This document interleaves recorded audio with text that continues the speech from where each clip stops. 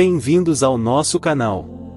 Hoje, vamos mergulhar na vida extraordinária de um dos santos mais amados e venerados do mundo, Santo Antônio de Pádua, também conhecido como Santo Antônio de Lisboa. Prepare-se para uma jornada inspiradora desde a infância de Fernando Antônio de Bulhões até os milagres que marcaram sua vida e seu legado. Fernando Antônio de Bulhões, conhecido mais tarde como Santo Antônio, nasceu em Lisboa, Portugal, no dia 15 de agosto de 1195. Ele era filho único de Martinho de Bulhões, um oficial do exército de Dom Afonso, e de Teresa Taveira. Desde jovem, Fernando demonstrou uma inclinação para os estudos e a vida religiosa, sendo educado pelos cônegos da Catedral de Lisboa. Sua preferência por momentos de recolhimento e estudo evidenciava sua natureza contemplativa. Aos 19 anos, contra a vontade de seu pai, Fernando entrou para o mosteiro de São Vicente dos Cônegos Regulares de Santo Agostinho. Durante 2 anos, ele mergulhou nos estudos e na oração, aproveitando a vasta biblioteca do mosteiro. Posteriormente, foi transferido para Coimbra, um importante centro de estudos em Portugal, onde passou 10 anos. Em Coimbra, foi ordenado sacerdote, destacando-se pelo conhecimento teológico e pela eloquência em suas pregações. Em Coimbra, Fernando conheceu os franciscanos e se impressionou com o fervor e a radicalidade com que viviam o Evangelho. Pouco depois, decidiu ingressar na ordem franciscana, adotando o nome de Frei Antônio. Ele se mudou para o mosteiro de São Francisco de Assis, onde aprofundou sua espiritualidade franciscana.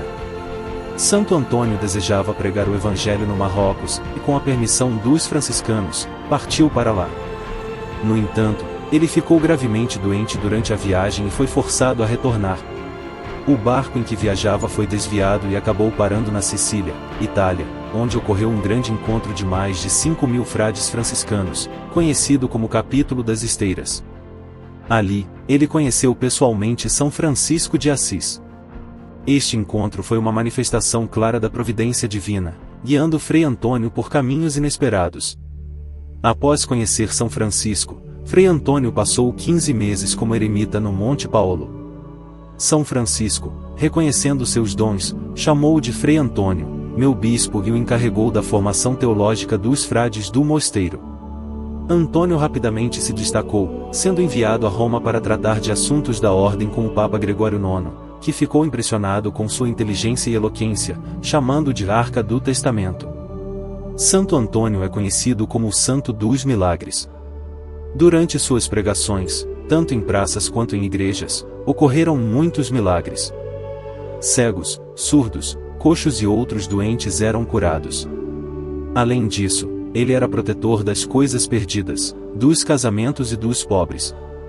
Seus sermões, tratados sobre a Quaresma e os Evangelhos, estão impressos em 2 grandes volumes de sua obra, mostrando sua profunda compreensão teológica. Santo Antônio faleceu em Pádua, Itália, em 13 de junho de 1231, aos 36 anos.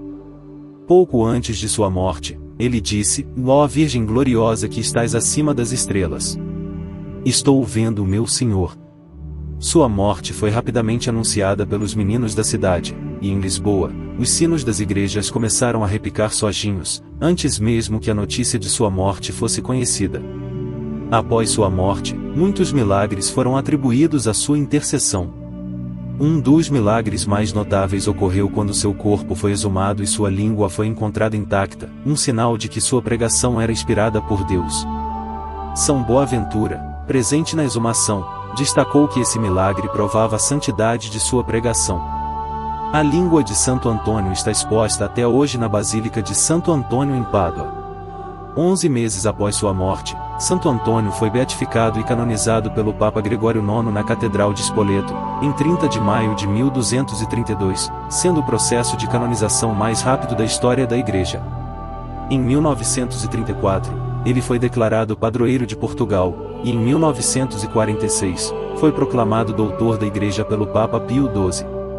Os relatos sobre Santo Antônio enfatizam a importância da fé, da oração e da confiança na providência divina. Sua vida exemplifica o poder da intercessão e da pregação inspirada por Deus. Os ensinamentos morais de Santo Antônio continuam a inspirar milhões de pessoas ao redor do mundo, destacando a importância da humildade, do serviço aos outros e da busca incessante pela santidade. A vida de Santo Antônio é um testemunho poderoso de devoção, fé e milagres. Sua jornada, desde a infância até após sua morte, demonstra que, com fé e dedicação, é possível transformar vidas e realizar grandes feitos em nome de Deus. Que possamos nos inspirar em sua vida e buscar viver com a mesma fé e fervor, confiando sempre na providência divina e na intercessão dos santos.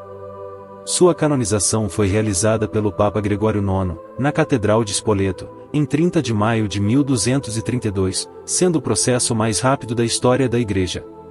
E essa foi a incrível história de Santo Antônio de Pádua, um santo que continua a inspirar milhões de pessoas ao redor do mundo.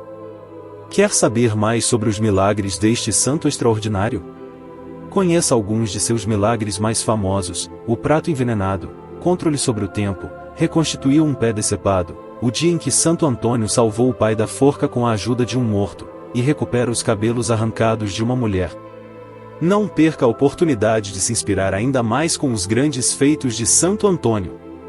Inscreva-se no canal, deixe seu like e compartilhe este vídeo para que mais pessoas possam conhecer esta maravilhosa história.